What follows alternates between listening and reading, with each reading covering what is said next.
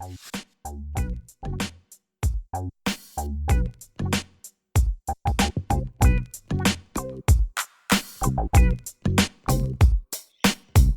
and welcome to HR Bytes, a podcast and video series to bring you stories of HR professionals who bring a think globally and act locally digital HR agenda to their work. But today is a very special show.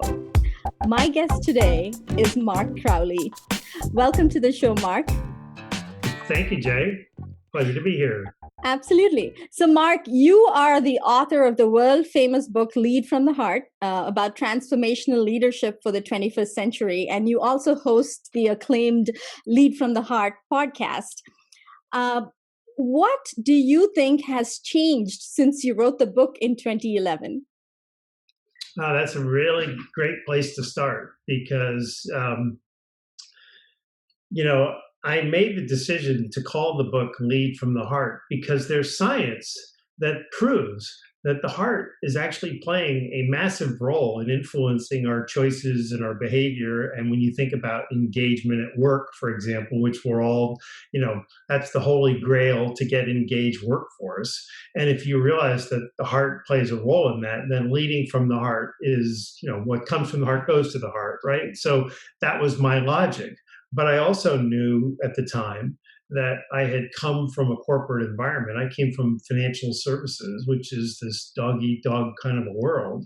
And, people are competing with each other all the time and not really supportive and, almost exploitive of the way that you ask people to work for you. It's not really all that caring and supportive. And yet, I'm coming out with this book called Lead from the Heart. And I thought, well, people are going to think I'm absolutely insane or a spiritualist or I had a religious breakdown, on and on and on it went. So the truth is, people had all of those reactions. Some of the people that I used to work with who saw me as a very successful leader thought, like, what happened to him? Like, he's been gone for 2 years and he wrote this book and now, like, this is crazy. Like, are you worried about him? Is that kind of nobody's going to take him seriously. So then I paid a woman who is a marketing specialist for authors like me who had never written a book before, who had never had any platform whatsoever. Like, how do you get exposure? How does anybody even know who you are, right? How do you get somebody to read your book or hire you speaking? And so I was urged to work with this woman, and I paid her a substantial amount of money, over 5 figures. And she came back and she said, "You're going to fail if you continue to use this expression, lead from the heart." So what she was telling me was, you're going to be met with a lot of resistance. And she was right. I had companies that thought I was going to come and sing Kumbaya on stage, that I wasn't going to talk about how to drive performance or get people working. And, it was always just going to be this soft, feel-good strategy. So that was then. And then there's been this evolution. But it's been a slow evolution. And so one day, a few years ago, I had this thought that it's not going to be an evolution. It's going to be an epiphany. It's going to be a tipping point where we're all going to realize that this is the way to lead. And I didn't know what was going to cause it. I didn't know when it was going to happen. And by the way, it's taken much longer than what I expected. But can you guess what it was that tipped it? That has, so to answer your question, like, what's changed? COVID. 2020, right? The pandemic changed it.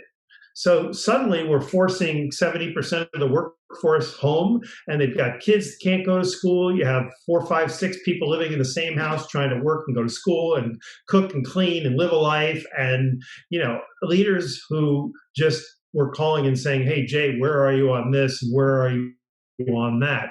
And weren't asking, "Is this a good time for us to talk? Do you have, could we talk, like at 9:00, will that work for you? Or should we do it later because of what you got going on with your family?" That sort of empathy and caring that we never really concerned ourselves with, we were sort of forced into it. But now that this is gone, this is a year, right? This month is a year. So we've all been, wearing masks, can't go out to dinner, can't get on an airplane, I can't go on a stage. All of our lives have been changed completely, and we're kind of burnt out from it. We want our life to go back, but in the meantime, we're kind of thinking, God, I need a little love from people. I need a little more patience. I need a little more empathy.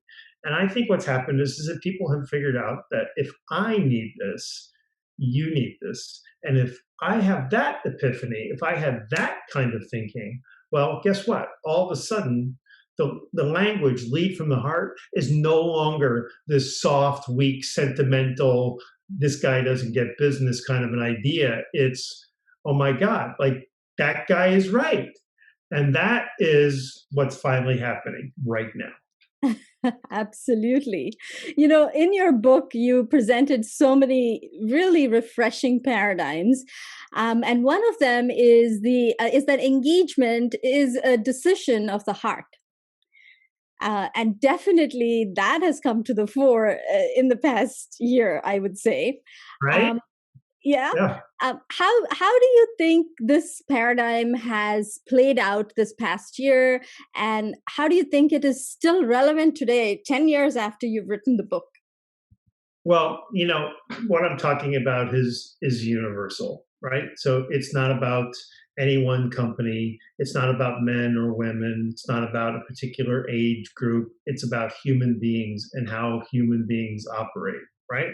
So when I say that the heart is the driver of human engagement, what I'm really saying is that feelings and emotions drive human behavior. We think, we're rational people. Descartes said, I think, therefore I am. We all bought into that. Like the brain is where it's all happening, and this is just a pump. And what I've discovered is that that's simply not true. That not only is the heart a feeling, sensing organ, but that it's communicating constantly with the mind. So those feelings are saying, hey, my boss just put a thank you note on my desk saying how appreciative he was because of, I stayed all weekend to get this project done. And he said, I can't thank you enough. That made me feel so good that now I want to go and do really great work for him. So it starts with the feeling and then the mind, right? So you look at that and you realize that if that's true, now let's go home. So let's go to somebody's home. And I call them up and I go, hey, Bill, like, where are you on, calling all these clients? Are you going to have that done today? And I hear kids screaming in the background or the wife saying, I got to run to the grocery store. Is there anything you want? And you realize this is not the right moment for you to be asking Bill about his sales quotas or whatever expectations were, right? But Bill is watching you or me in this scenario, right? So if I just keep going, where are you on this? When am I going to see this? Are you going to have that done today? Because I really want that done today. Bill is standing outside of himself going, this guy is a jerk because he's not being thoughtful. He's not understanding what's going on in my life right now. This is not the time for me to be having this conversation. I got to get my own space, my own life squared away. So if that boss, i.e. me, said, hey, Bill, I can tell this isn't the right time. So do me a favor, talk to your wife, get your kids squared away, and I'm going to be here for the next hour. Can you call me the next hour and we can finish this conversation? Now, how did I make Bill feel? Right? Yep. Now I've made Phil feel that you matter to me more than my sales. Your kids and your wife and what's going on in your life matters as much to me because you matter to me. The other way is if I have a feeling that you don't care about me, that all you care about is the numbers, it's game over. You have lost any chance of engaging me because I don't trust you, I don't care about you, I don't respect you. And so I think smart leaders can sense that. If you have people leaving for one, or you see people not really committing, or you can tell in your conversations if you're attuned to what people are, showing you, you can go, you know what? Jay's not with me on this. I must have lost her. So let me see if I can regain her. It's like, hey, I'm sorry for what I did last week. I know I kind of, wanted to get those numbers. I apologize. I really realized afterwards that you had a lot going on and I won't do that again. Now, how do you feel? Oh, so you thought about me and you realized. So now I feel great about you again. So it's all about how you make people feel, and the heart is the detector for that. The brain certainly plays a role in it, but the point is that if we pay attention to how people feel, it creates a thought in them, which is to reciprocate. They want to give back to you because you're making them feel the way they want to be made to feel. Absolutely. And you talked about how this ugly virus has definitely forced us to all have an epiphany at the same time about the bigger questions in life, right? And some of us are calling this the big reset. And all of a sudden, we are all looking at how to make that human connection at work. And we all know that the human connection is at the heart of work. Definitely, in the past year, we've learned that. So, you mentioned in your book, you had an inspiring message that people aren't really creatures of logic, but creatures of emotion. And you've talked a little bit about that, but could you expound a little bit more on that? Well, it really goes to what we were just talking about, right? We pride ourselves on being really rational. But if you think about the decisions to marry somebody or to buy a car, or buy a house, take a vacation, there's a feeling that's going on in there, right? It's hard to make a decision rationally. Do I marry Jay or do I not? It's how does Jay make me feel? Does Jay make me feel like this is someone that I want to be with the rest of my life? Right? That's Hmm. not a rational thing. It's all going on in here, right? But then we say, hey, I've decided to ask Jay to marry me. And you go, why? Well, she's a good cook, and she's fun, and now we're up here. The mind is making up all that, but really the heart has already made the decision, and we're just using our minds to rationalize and Hmm. so this is how we operate as humans. We're constantly being influenced by others, and so like we can feel whether we trust them or not, just by the way they present themselves. And if we're sensing that we can't trust them, then we kind of retreat. Why would we retreat? Because the mind is going, hey, this is not somebody you can trust. But you're feeling it first. And this is really important. So when you are managing people, if you can make them feel that they matter, if you can make them feel that they're valued, if you can make them feel like they're growing, because that's an essential, like one of the greatest drivers of engagement, if you can make them feel that they're appreciated, if you can make them feel safe. Amy Edmondson at Harvard Business School calls it psychological safety. And this morning, I have a ritual. I walk in the dark on the beach every morning, and I had a dentist appointment at 7, so I was on the beach at like 4 o'clock this morning, and I'm walking on the beach all by myself, and all of a sudden I thought it shouldn't be called psychological safety; it should be called emotional safety, because what we're really talking about is how the safety is here. Are you making people feel safe? Right? Can they come and talk to you without being judged? Can they come and tell you that they've made a big mistake that needs to be unwound, that's going to take your time? Are they going to get yelled at and held back and punished? Or are you going to be there to say, okay, let's figure it out together. I'm with you. How are you going to treat them? Well, that's emotional safety.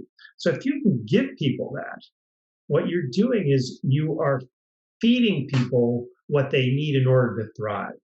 Now, big picture and is that this is sort of like the advanced group I'm speaking to now. They can understand where I'm going, but this is really love. This translates into love because at the highest level, it's the greatest energy on the planet. And when you feel appreciated, you feel loved. When you feel valued, you feel loved.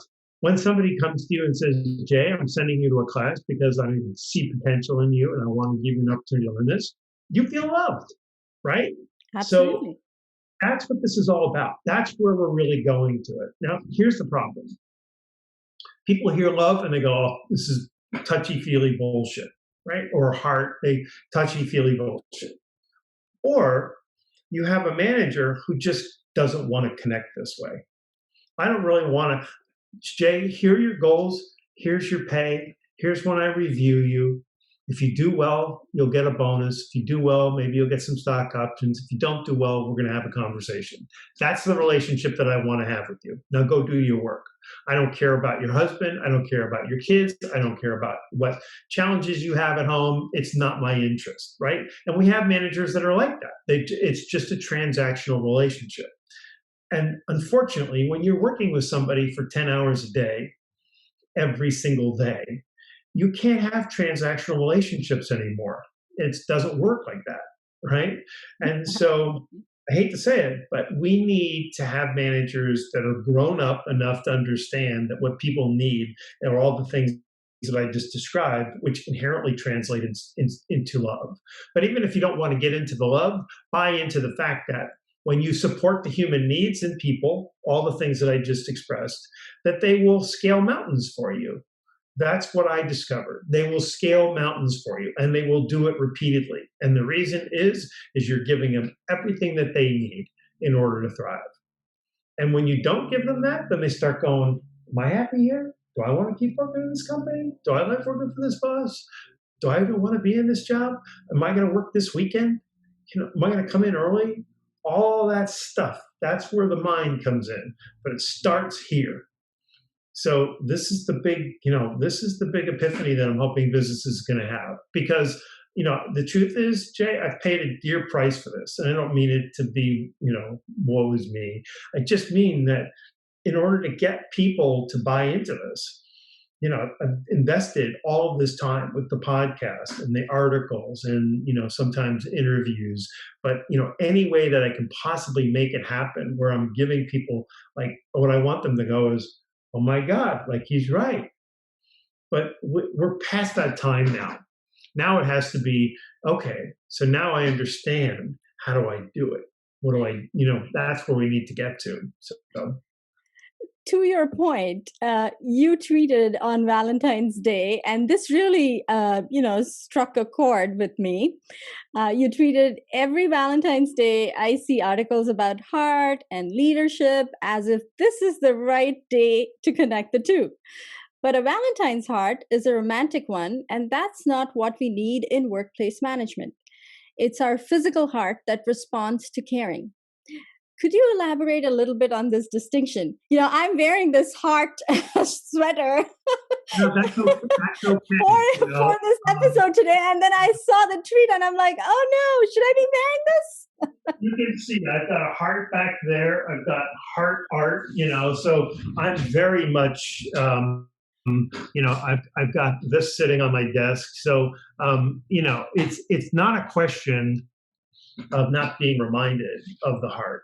But what I don't want, and the CEO of a major consulting firm wrote an article and was talking about how he was thinking about Valentine's Day and why we need to lead from the heart. And I was like, that is an argument that falls so flat, because we get caught up in it's romance, or it's the kind of love that's not the intellectual love that I described, if you will, right? Mm-hmm. All of a sudden it's like, I got to hug people all the time. And, people have their own fantasies of what that Valentine heart represents. And it never aligns to what I'm talking about.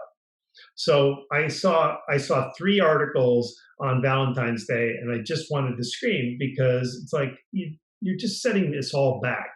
This has nothing to do with Valentine's Day. It has zero to do with Valentine's Day. That's about love and relationships, right? That's what Valentine's is about. I'm talking about, how do you support human beings the best possible way to support them, and so that you can expect them to perform? It's still leadership. It's business. It's about getting people to do the job and do it well, but to do it in a way that makes them, not makes them, but influences them to want to do it, to love doing it. I can't wait to get to work tomorrow, as opposed to, I can't wait till Friday. There's a big difference there. So you are okay with celebrating our employees and our teams on Valentine's Day, but with the focus on, leading from the heart, and that heart that you refer to is the physical heart. It's the one day a year I wouldn't reference. So what I want is if you're going to have a celebration on Valentine's Day, make it about people's relationships, their boyfriends, girlfriends, their spouses, that kind of stuff, right? But don't bring leadership into it because it doesn't have any connection to it. It'd be the same for a different reason. But if St. Patrick's Day, you wouldn't go, "Hey, let's talk about how St. Patrick's led." It's just celebrate the day and leave it alone. But it's the reason that it bothers me. It sends a little electric shock into my system, is simply because that's the fantasy that has held me back all this time. The people who want to think that I'm going to come and sing Kumbaya on stage are the same ones who think, this guy doesn't get business, or he's got some touchy-feely business, message, and they associate the romantic heart with it, and it's all this wild fantasy that's not based in any reality. So when a CEO of a major leadership consulting firm comes out and associates the two, I just think he could not do more harm to the message, So I hope that's clear. Yes, thank you for elucidating on that. So, in your book, you cited research from Newcastle University in which milk production increased 6% when cows were given names. So, I'd like to ask you, will naming our chatbots have a better outcome for employee engagement platforms, especially like ours?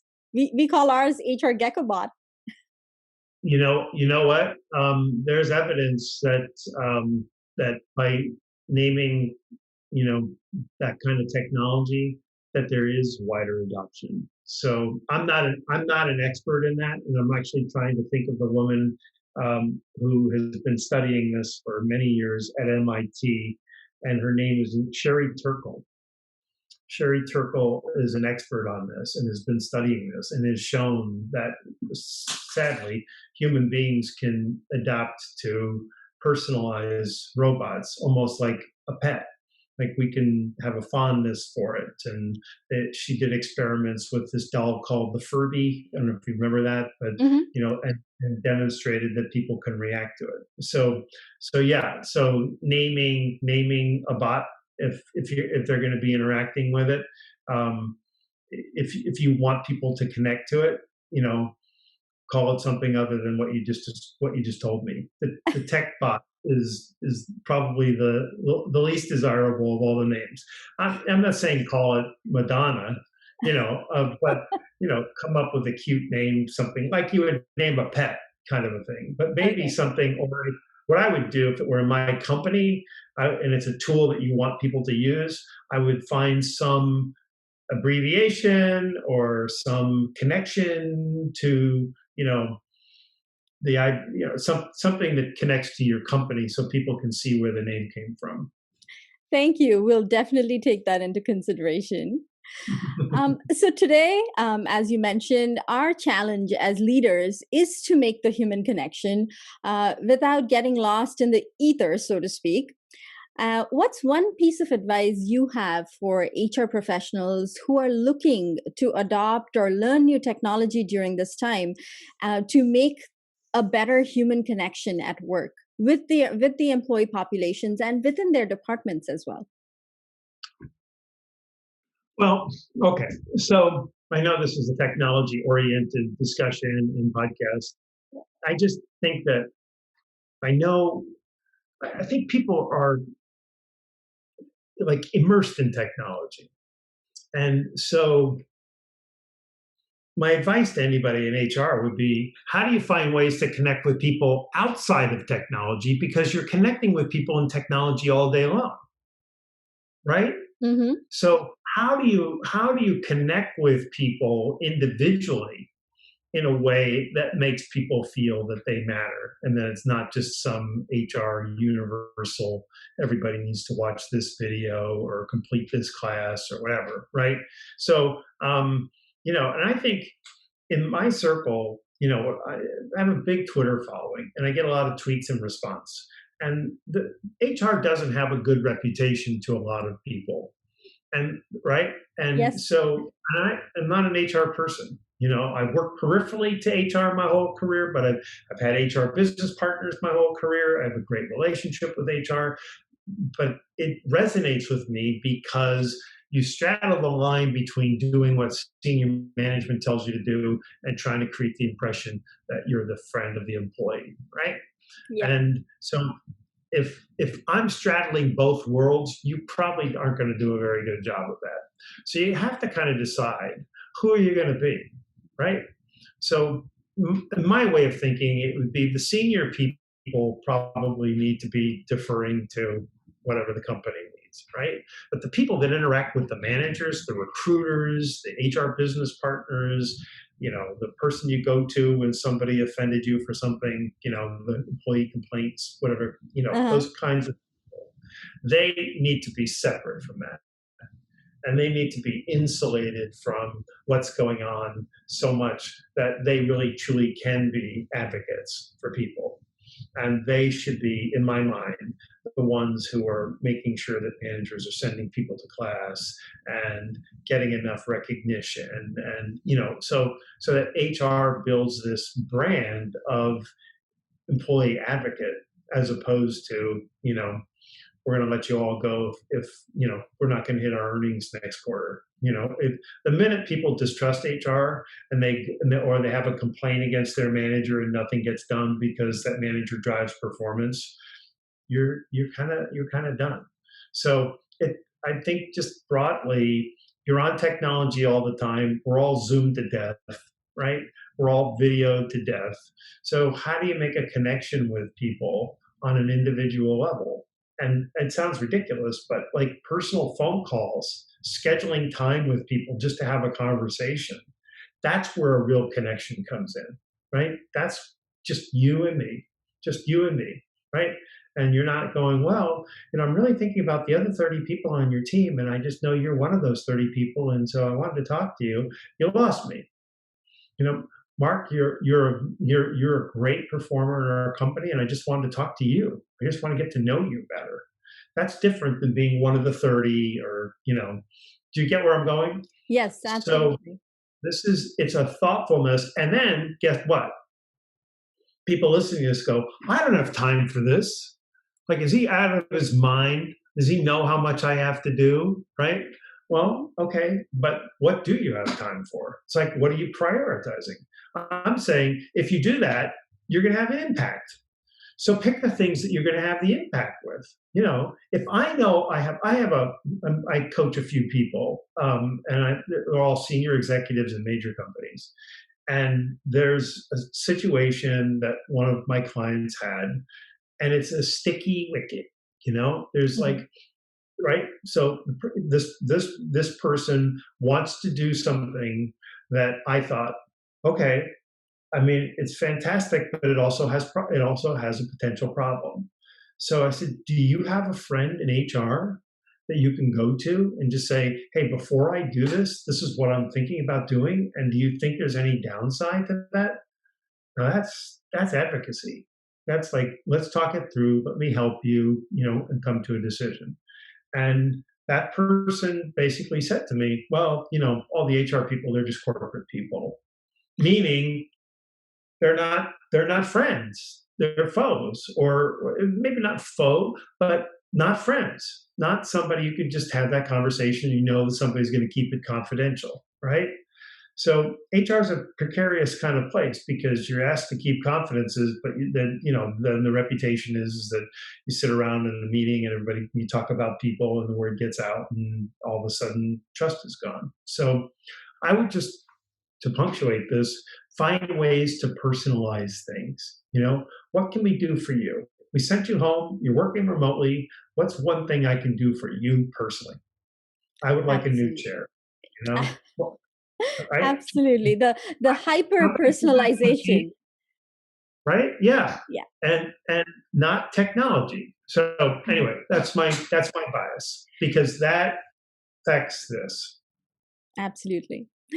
So, given the upheaval of all things in 2020, in work and in life, what's one workplace trend you think is here to stay?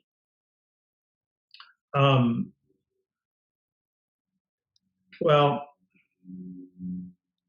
there's a couple. So one is that managers are going to have to be more caring. Or we'll just focus on that one, okay? Because it's the obvious one. And so, regardless of whether people go back to work in an office building 5 days a week, 4 days a week, or they work remotely forever,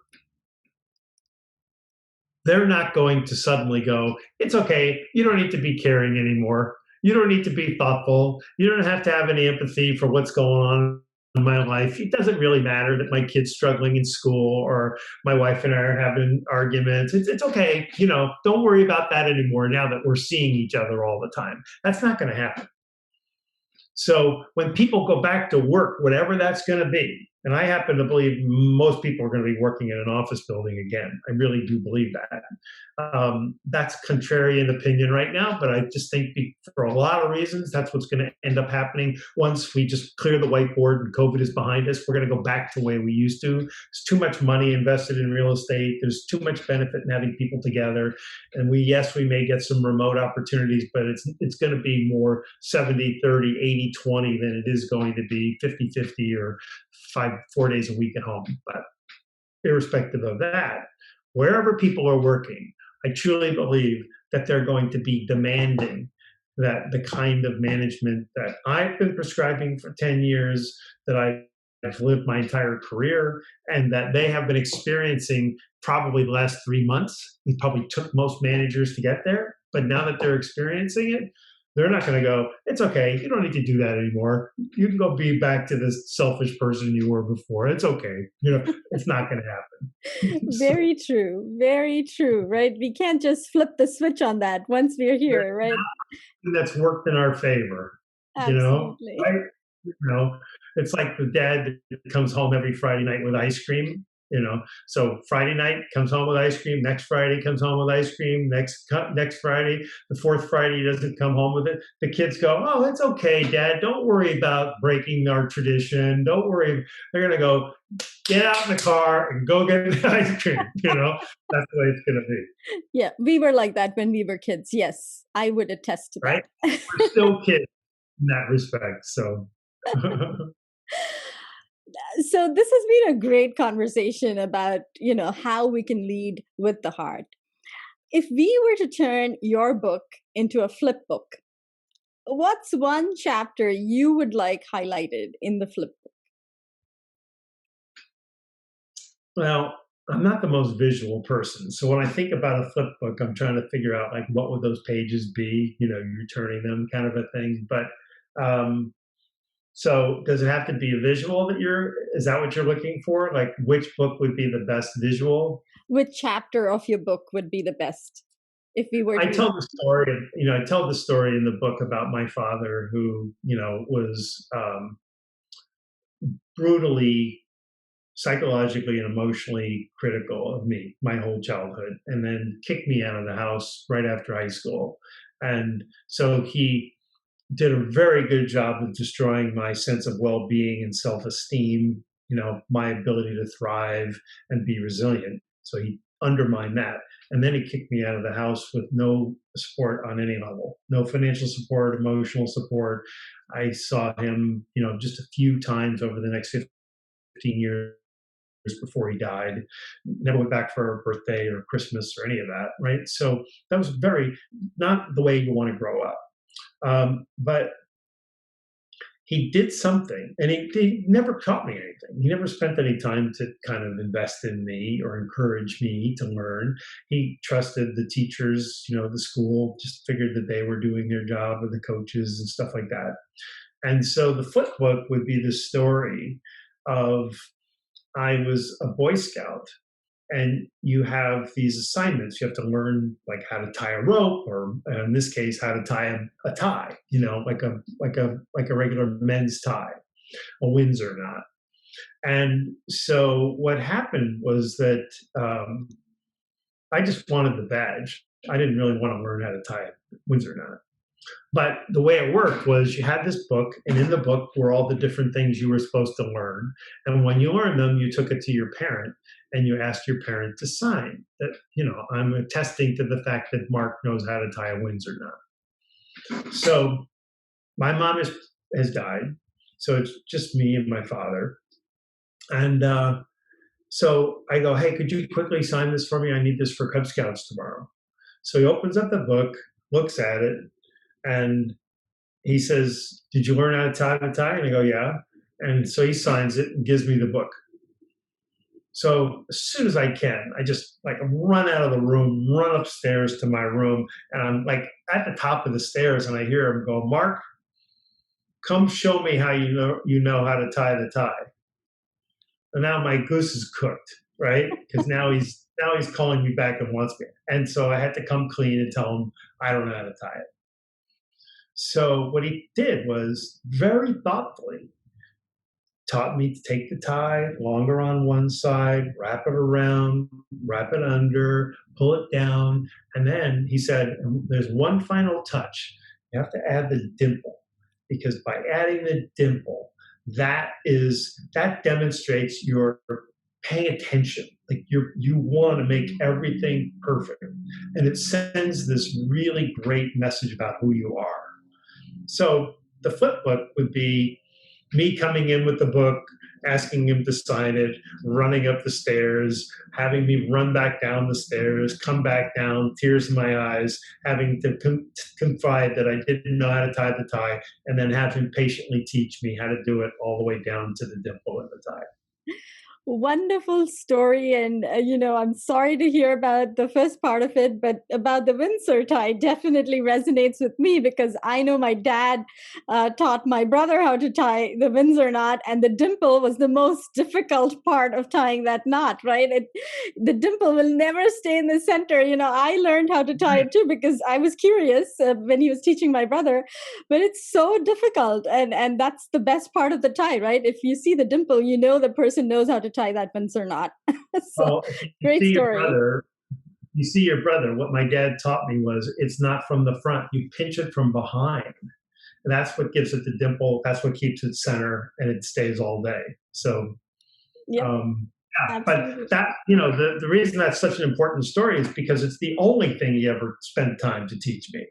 It's the only time in my whole childhood that he took any effort to say, let me teach you how to do this, And Wow. and I'm thinking that's what leadership is all about, is helping people grow, and learn. So And that story has stayed with you, and I'm sure it has, helped you in so many other spheres of your life and work as well.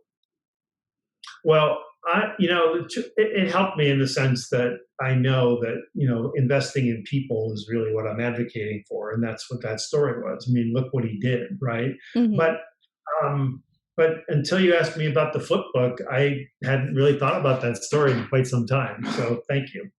Of course. Well, thank you for sharing that. You're welcome. Um, so you have a great podcast. You have plenty of followers on Twitter. I mean, in the thousands. But what's your favorite podcast when it comes to leading from the heart, when it comes to leadership or employee engagement? It's like asking which child is your favorite, right? Well, you gotta pick. You gotta pick. Everyone has a favorite. I mean, right before we signed on, I was listening to the one that's going to come out next Friday. So what's happening lately, honestly, Jay, is the newest one is the one that I love the most. An enormous amount of time into them. I give up every weekend to read my guest books. And so that takes up a lot of time. I can't do that during the course of the week. And then I summarize them, and then from here I'll show you something. This will be this is just a small package, but this is what I create notes for every book that I read. This is just the recent ones, and then I prepare the questions. And so when I'm having conversations, I'm not like, so why did you write the book, or tell us about the book. I'm saying, hey, on page 23 you said this, and I'm not so sure I agree. So let's start there. And so my guests are like, what? Like, why would you do that? Like, how would you know? Because they're getting are people that are superficially getting a summary of the book and going, so tell me about it. Like, they're learning at the same time that they're asking questions, where I'm coming at it from, I already understand this, and now I want to dig into it in a way that's going to give me the information that I want. And I think that's what people respond to. So I'm proud of the podcast. It's now being heard in 52 countries. But the one there are several that I just like adore the people that I had on. But recently I had one that it's the message, that it's the research that I adore. And it's about, the guest name was Stephen Treziak. He's a doctor in a healthcare, large hospital in New Jersey. And long story short, he did research that proved that if a doctor, you wouldn't think that you would need to prove this, to be honest with you, in medicine, but he was a scientist. He thought science is what cures people. But what he proved through all sorts of research and reviewing other people's massive research on this, that compassionate behavior. So compassion, the synonym is caring, and caring is my language. Like I want caring leaders, caring managers. And if you don't care about and love other people and want to see them do well, you shouldn't be in management. So that's my thesis. Along comes this research now that shows that when doctors are compassionate with patients, if they had AIDS or cancer, not only do they heal faster, but in some cases they heal completely. Like it's like a miracle because they're being tended to by somebody who's truly compassionate. The hospital chain had 450 doctors, and 150 of them said, "I'm burnt out. Like I'm tired of doing this job." That's not good when 1/3 of your workforce is, right, particularly that workforce. Mm-hmm. And so what they found was by just spending a small amount of time, like 40 seconds of just saying, "Hey, Jay, I'm your doctor. I know I've just given you a very difficult diagnosis, but I really want to make sure you know that I'm going to be with you every step of the way. So I'm here to help you and support you and help you get through this." He proved only took 40 seconds to say that. So the doctors themselves were saying, "I don't have time to be compassionate with people. I got to be filling out forms and going on the computer and seeing a bunch of patients. And you're just giving me something. It all sounds good, but I haven't got time for it." And they proved 40 seconds, just spending little time. How are you? Tell me a little bit about what's going on with you, right? Wow. Profitability of the hospital. Their revenues went up, their costs went down, they became more profitable, people healed better, doctors stopped being burnt out because they were fulfilled by the work they were doing. They could see that people were thriving, all of it, right? And it matches over my entire career experience of being that person and seeing how people responded to it, and then being able to say, "You're being so well supported that I'm going to raise the bar on my expectations because you can do it." Like, why would we do average work when we can do great work? And so the reason that I was constantly promoted and got all these great jobs was because I was always expecting more of people than anybody in the company was asking, right? So if I ask you to do, you don't even need to know what it means. If I say, get 10,000 by the end of the month, you're going to strive for 10 or 11, right? 11 or 12 is going to be really good, right? Because it's way over the 10. Yes. But with my team, I'd say, look, you're getting all of your needs met. I'm doing everything I could possibly do to support you. So let's shoot for 14. This is a real story, by the way. I'm not going into the details of it, but they were like, "What? The company is only asking us for 10." And I go, "I know, but you can do 14. And by the way, they were being rewarded for that incremental 4, so there was financial benefit to them for doing it, right? Wasn't I'm just do more and more. And so in that scenario, the company asked for 10. My peers across the country, the first month, averaged 6,700. They didn't even come close to the 10. I set our goal at 14. What do you think we hit? 21,000.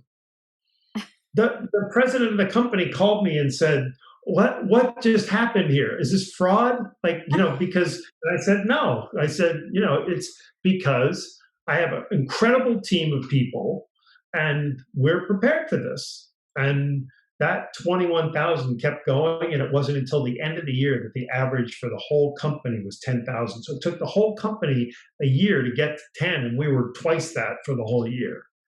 And that's what you can do. So if you ask people, you work for Mark Crowley, what's one word you would say to use to describe him? You would say, well, he's the heart guy. But that's not what they would say. They'd say, he's the most demanding guy I ever worked for. Wow. I was, I'm like, hey, if this is my life, and there's no reincarnation, this is all I get.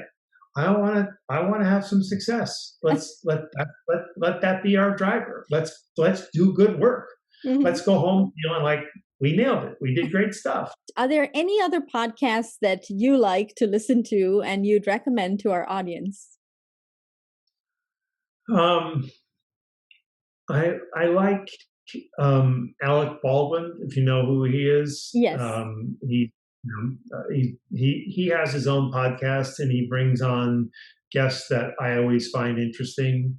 And he's an interesting interviewer. Sometimes, I think the risk in a podcast is that the host becomes too front forward, right?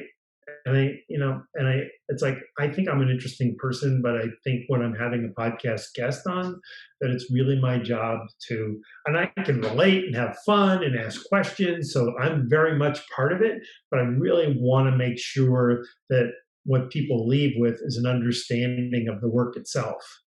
And he does a good job of that. So that's one of my favorites. I listen to This American Life with Ira Glass. I think he's, that's masterful podcasting, and he's been doing it for 30 years, and you can just see how comfortable he is in doing it. It's when I first started, like, am I going to blow this, and very nervous, and I'm sure he's sitting there. So to tell me, how are you? It's like, it's just very, very conversational. So I learned from that. Just very nice. To relax. Yeah. Well, I learned from you, so I'm sure the learning is passing down. So that's awesome to learn. Right? Yeah, we learn from each other. Absolutely. So if you weren't writing a book or talking to executives about leading from the heart, what would we find you doing? I work a lot, to be honest with you. It takes. I like, for the podcast, I described my process, so it's very time consuming, right? And so everything that you read, when you read the description of the podcast, I've written that. All the tweets, the LinkedIn posts, all that. So I'm doing all that. So that takes up a lot of my time, and I hope that people can tell that when they read my tweets that I'm not just calling it in, that I'm trying to make a connection with what I'm saying with my tweets. So that's actually very time consuming, believe it or not. So I can see that when I follow your tweets. I can see that connection you're trying to make, and that's why I follow you. So thank you for tweeting all that good stuff out. You'd really make a difference. It wouldn't be fun if it wasn't interactive, if people weren't responding and saying things and, building a relationship. And, I spoke in London right before COVID, and, two of my Twitter followers were there. One of them hired me. The other one heard I was coming and go, I live in London. Can I come? And so, I'm like, wow, like that to me is really cool. But Twitter is the reason my book has been sold all over the world. Twitter is the reason that my podcast has been heard in 152 countries. And LinkedIn, to be honest with you, there's some of that there. But going back to the theme of your show, I'm very grateful to technology. So, which is why, if you're going to attract people, you want to keep them. You don't want people going, I don't know why I followed this person. So I find it worth my while. So this is a long way of saying I spend a lot of time. If I'm not reading or preparing for what I'm doing, I'm investing in myself somehow to either give back or give myself more information so that I can just keep that going.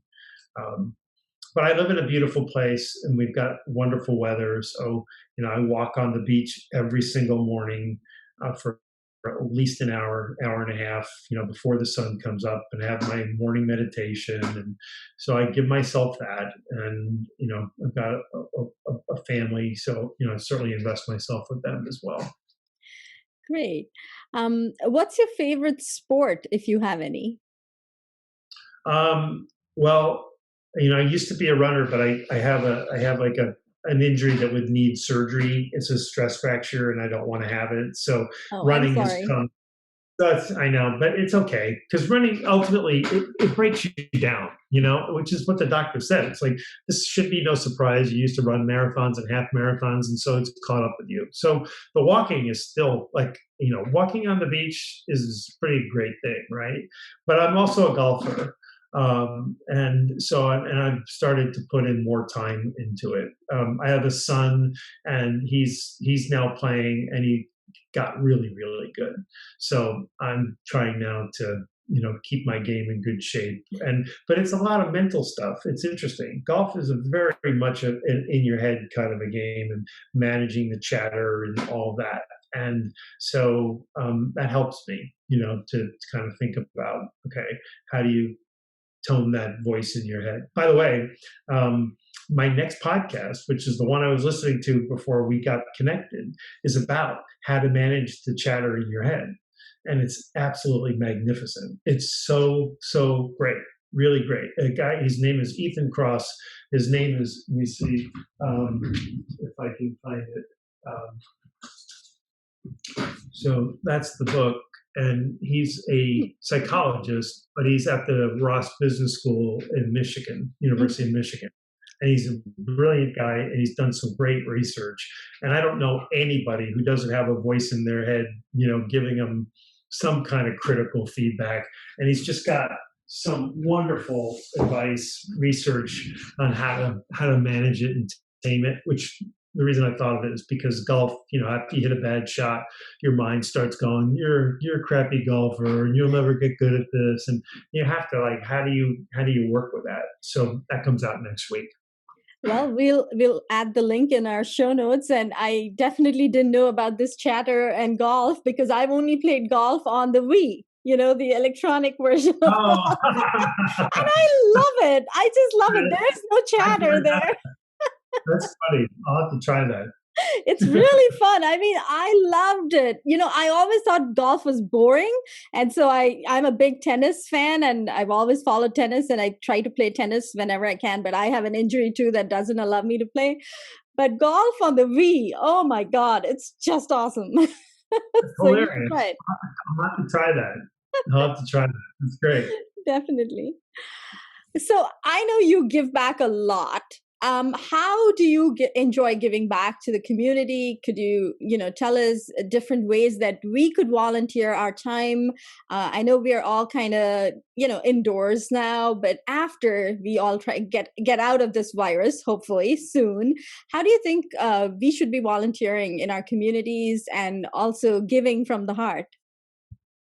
Well, I think giving is a personal thing. So you have to kind of decide what your cause is, right? So my cause is actually large. It's I want to change the world, and that sounds ridiculous, right? And you're gonna have somebody going, head slap, but what I'm really trying to do and have been trying to do for quite some time now through my book and all my work is to convince people that the way we've been managing people traditionally isn't it didn't work in the first place effectively. It did a lot of harm to people. It may have gotten performance, but it didn't get what you could get. But more importantly, you're not going to be able to get what you need from people managing the old way. And the way that we need to be managing is the opposite of what you've always thought would work. So that's a head spinner for people. Like the last thing we ever thought we needed to be was caring to people, right? It's like, Hmm. no, you keep them under your thumb, you keep them in fear, you keep them under pressure, you micromanage them, right? You threaten them, all about that kind of stuff, you don't pay them enough, and all the stuff that we think we needed to do in order to make it all work is wrong. So my cause is to help people see that message and understand it. So the tweets have intention, the articles have intention, the podcast has intention, the book clearly has an energetic intention. And so what I'm hoping is that people can feel this message and it translates up here, the same theory that, I'm talking about, so that people can ultimately, like it's just water on rock. You get to people where they go, oh, oh, that's right. Okay. And you shift them. So I'm not out in my community, working the bread lines or doing those kinds of things. I don't have time for those things. I'm affecting people all over the world in the way that they think about leadership. And that's the most fulfilling thing that I can do. Thank you, Dave. This has been great. I appreciate it very much. Absolutely. Thank you so much for being my guest today. I really learned so much from you today, and I'm sure our guests also, our audience today, have really, got some thought-provoking nuggets from you.